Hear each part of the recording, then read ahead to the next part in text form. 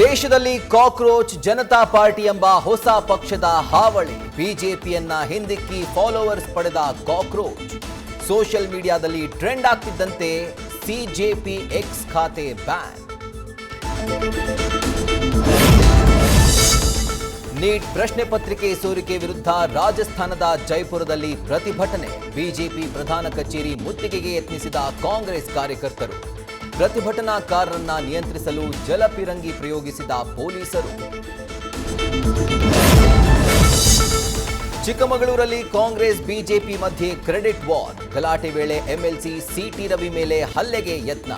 ರಾಂಪುರ ಗ್ರಾಮದಲ್ಲಿ ಕೈ ಮಿಲಾಯಿಸಿದ ಕಾರ್ಯಕರ್ತರು.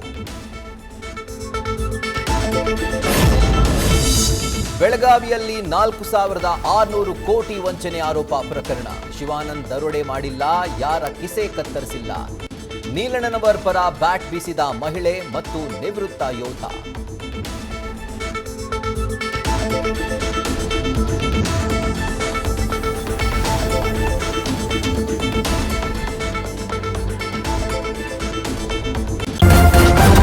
ನ್ಯೂಸ್ ಫಸ್ಟ್ ನಿರ್ಭೀತಿಯಿಂದ ನಿಮ್ಮ ಪರವಾಗಿ.